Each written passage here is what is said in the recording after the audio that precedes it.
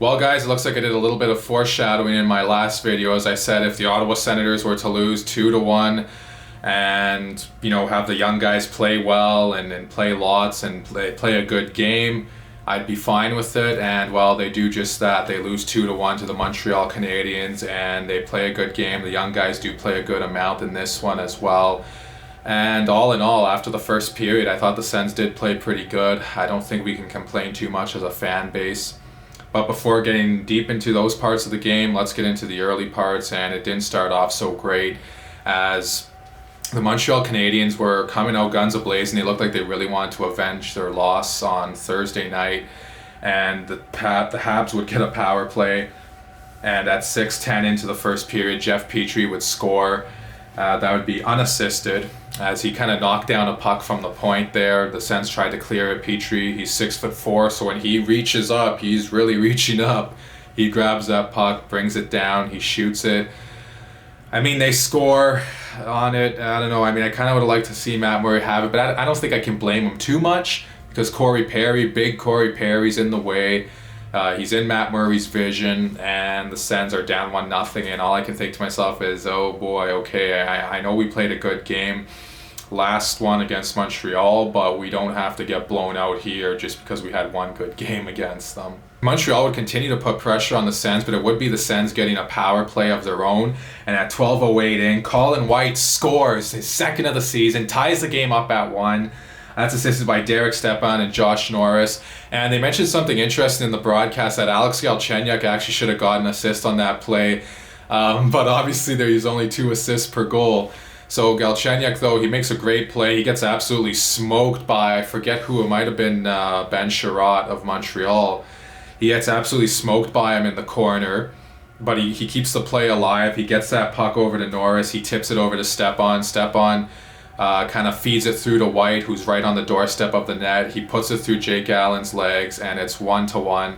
The Sens tie this game up despite not having their best stuff so far in that first period. I'm going to be honest with you guys, even though that first period did end 1-1, you could kind of say it was a bit of a crap fest for Ottawa. They didn't look sharp. They kind of looked again like the team that was out on that crazy, depressing Western road trip that just couldn't get the puck out of their end at times. But fortunately, the difference was Matt Murray.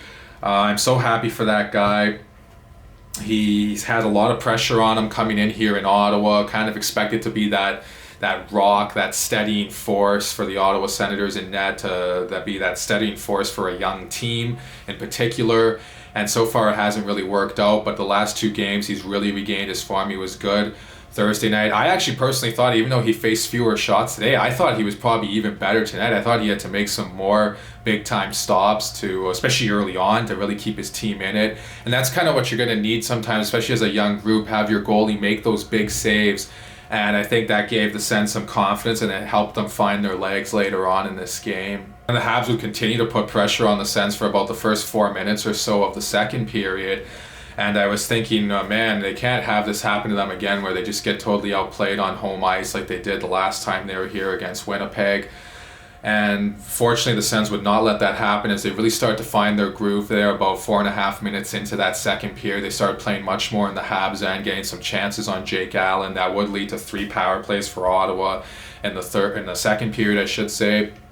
And they did have some chances. Tkachuk hit a post. It was a nice shot by Josh Norris.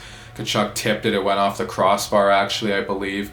And it would not go in, though, unfortunately. The Habs did get some bounces go their way, but that's kind of how it seems to go for good teams. When you're good, you seem to earn those bounces, and that was kind of the case for Montreal today at times.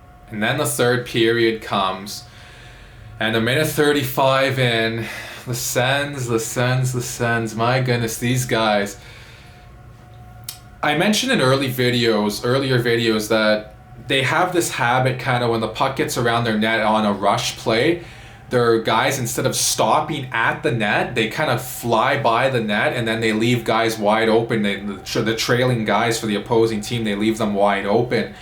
And that was kind of the case. Shabbat, I think, was kind of standing there in front, but they get 2 cracks at it. I think Drouin with the first one, he comes in, he creates it with his speed. There was a nice play by Drouin on that initial rush.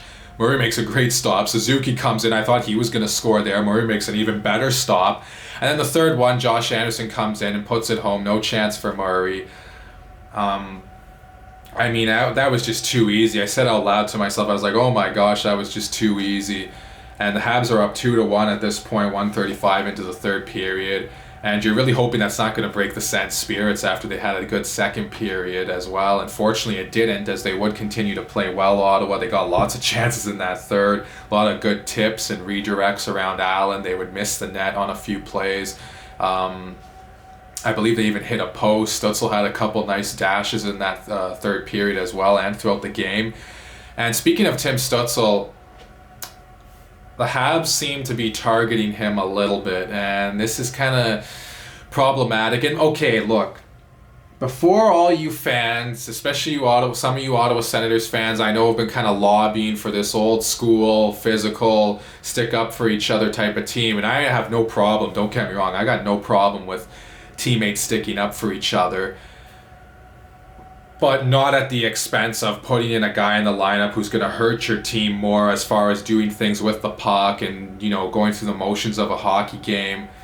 I don't want them to put a guy like that in the lineup and take a guy who will help you in the motions of a hockey game just so you can have a guy that'll stick up for your teammate or for his teammate.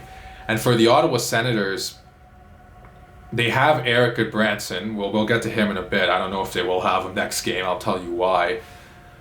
And they have Austin Watson, so they have those two guys in the lineup. They don't need to put in a Michael Haley or a Josh Brown and beef up even more, even if, say, they were going to play the Habs next game, but they're not anyway, so it makes even more sense to keep those guys out of the lineup. And for me personally, with the way this game went, I'd keep the same group again together. I think Galchenyuk had a few good rushes. I mean, maybe I'd like him to be a little more noticeable than what he's been these first two games, but he could get some more ice time too. I would keep the same group, though. I thought they played a good game after that first 24 minutes or so of this one. And I thought they looked pretty good after that. So you keep that group together. It was a hard-fought 2-1 game. I mean, I'd much rather have them lose 2-1 than a sloppy 6-5 game and have so many questions about goaltending and defense. And fortunately, we don't need to really answer those questions, or ask those questions, I should say. The Sens would be the ones answering those questions. But we won't be able to ask those questions after a game like this, as the Sens were pretty solid overall. And then there was a play about midway or so through the third period. Eric Goodbranson steps up on Jake Evans, and I think Goodbranson's getting suspended for sure. It wasn't a penalty. It was a missed call. That probably should have been a penalty 100% for sure, actually. But the Sens get away with one there, fortunately. Evans looked like he got a little shaken up. He did come back in the game, so I'm happy to see that he came back. At least he wasn't hurt. And Goodbranson, when I initially saw it, I thought, okay, well, he's a huge guy, Eric Goodbranson is. And Evans, I don't know what he's listed at, but he looked quite a bit smaller than what Goodbranson is. So I initially thought, well, it's a bigger man. Maybe he kind of got, his shoulder kind of caught him on the chin a little bit because he's a huge man. But in the replay, Eric Goodbranson looked like he launched up a little bit. He kind of, anytime you're going like that motion, you're going up like that a little bit on a hit, you're asking for trouble, not only for the guy that's receiving the hit, because he could get severely injured, and thankfully, although Evans was a little bit shaken up, thankfully he was not severely injured on this play, and he did come back, like I said. But you're also asking that, you're probably going to lose some games and lose some pay due to sitting out of the lineup and forfeiting those games. So for Goodbranson, I mean, that is a risky hit, and I don't know if he'll be back. He's probably going to have to sit out a couple games or so due to suspension here going forward. And then things started to get a little chippy at the end as Sherratt, not Chabot, he would get a penalty later, but Sherratt would take a penalty on Brady Tkachuk. He face rakes him, and Sherratt's like, are you kidding me? You can't call a penalty for that. I don't care if I tried to rip his face off. That's no penalty in my world. Well, too bad. Ben Sherratt. Chabot is a way better name than Sherratt, by the way. I just want to add that in while I'm shooting this video. But all that aside, names aside, Sherratt goes to the box, upset because he doesn't have as good of a name as Thomas Chabot, and because he thinks in his mind that, oh, that wasn't a penalty. Of course that's a penalty.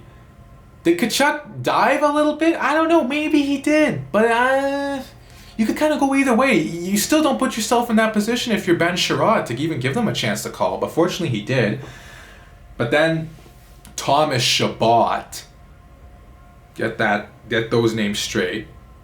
Gord Miller, the play-by-play announcer, said that, having Chabot and Chabot on the ice at the same time is giving me a headache, which was pretty funny to hear. But anyways, I'm getting off topic. So Chabot takes a penalty, Suzuki doing some good work on the penalty kill, but Thomas Chabot, he can't have the free hand on Suzuki. Every time you do that, they're going to call it a penalty. He complained a little bit too. I mean, it was a penalty. I have to disagree with Thomas Chabot. He thought it shouldn't have been. I mean, it was pretty blatant. As soon as I saw him reach in there, I looked at the referee right away to see if his arms were going to go up, and surely enough, it did. So it's 4-on-4, and the Habs get an abbreviated power play. Sens kill it off, no problem. They don't have much time to pull the goalie. They do pull the goalie, and then with like 2 seconds left, the Sens get a power play. And it was for somewhat of a chippy reason that they got it. And that reason being Ben Sherratt, again, cross-checks Tim Stützle in the back of the head. And Sherratt, again, he's complaining. I don't know if he thought, because there's like 2 seconds left. I don't care if there's 0.0001 second left. If you cross-check a guy in the back of the head, that's a penalty. And at first I thought it was just, he cross-checked him in the back. I was like, okay, just let it slide. The Sens probably aren't going to score anyways. But it's like, my goodness, we talk about Goodbranson potentially being suspended. I think Sherratt could potentially be suspended there as well. I don't think it's as worthy of a suspension as maybe the Goodbranson play, but it's still something I think the league's got to look at. Maybe you give Sherratt a game even, but yeah, that's my point. Stützle really targeted in this one. The Sens get that power play, 2 seconds left. The Habs win the draw back. Nothing happens. Game ends 2-1. Jake Allen gets the win for the Habs. Matt Murray takes the loss, which is tough to see just because Matt Murray played a really good game. And again, for the second straight game, the Sens hold their opponents to 2 or fewer. But they lose this one. They don't win it like they did the other night. The game ends with the same goal scorer, though, or the goal scoring ends with the same goal scorer, I should say. Josh Anderson, again, he got the shorthanded goal the other night, which gave me a heart attack almost. He gets the one early in the third here tonight, or this afternoon. I probably said tonight 1,000 times in this video, even though this was an afternoon game. So he gets that goal. He gets the game winner, ultimately. Sens lose 2-1 in regulation. They don't pick up a point. And if you're a Sens fan, I mean, I don't know, do we hop back on Team Tank now? Or do we cheer for them to keep winning? Me personally, I'm kind of maybe hopping back on Team Tank just because it is a 56-game season. And there's not much time for them to turn it around now at this point. They have only 2 wins in their first 12 games, so I don't think they're going to push for the playoffs at all at this point in time. I say I'm on Team Tank. I don't mean, I'm cool with them getting blown out or giving up 7-8 goals a night. No, I mean losing games respectably like they did this afternoon, 2-1 in regulation or so. And you have a good hard-fought game. Against a rival team, especially like this, you get lots of shots on net, lots of chances. Maybe you just don't finish. I can live with that. I don't know, though. I mean, I'm not as much on Team Tank this year as I was last year, just because the Sens do have some good young players now. They got their man in Stützle in the draft, and I kind of want to see what those guys can do. If they win some games down the stretch, I won't be as angry as I was last year about it when I really wanted them to tank.